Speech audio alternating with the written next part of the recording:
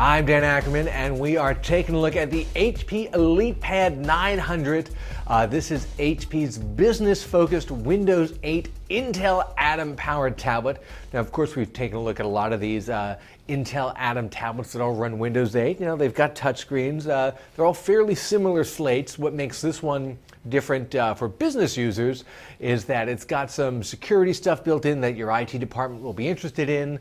Interestingly, it doesn't have a USB port or an easily accessible SD card slot or anything. Apparently that's a concern for corporate types. Sometimes for security, you don't want someone to be able to, I guess, slip an SD card in or USB stick and steal your company data right away.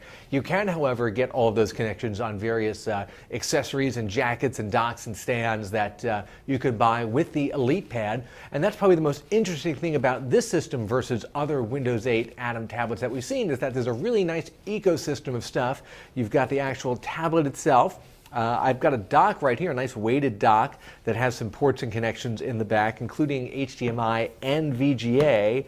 And then you can also get this sort of jacket right here, and that's got some connections on it also, and even a panel where you can put in a sold separately battery, make it kind of a battery pack to give yourself a longer time away from the plug.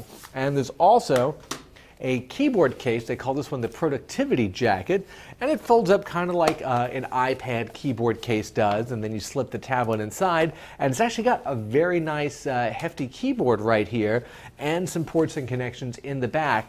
The one problem I had was when you have the tablet in this productivity jacket, it's a great keyboard experience, but there's no little touchpad like on the Microsoft Surface Pro. There's no little pointing stick like Lenovo has on one of its tablet keyboard stands.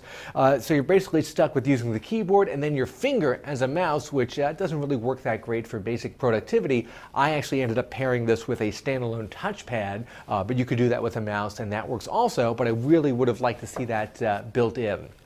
Another thing that's a little bit different about this particular tablet is that it has a 16:10 aspect ratio screen instead of a 16:9 screen, which is what you see in most consumer products. That gives you a little more vertical space to work with. A lot of business laptops are actually still like that. And of course, the biggest difference is in price.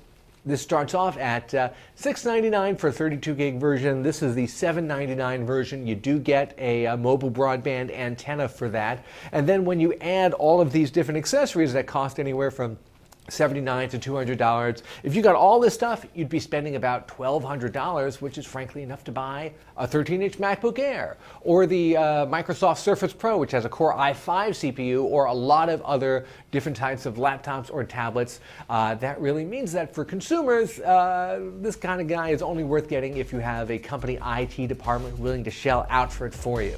I'm Dan Ackerman, and that is the HP ElitePad 900.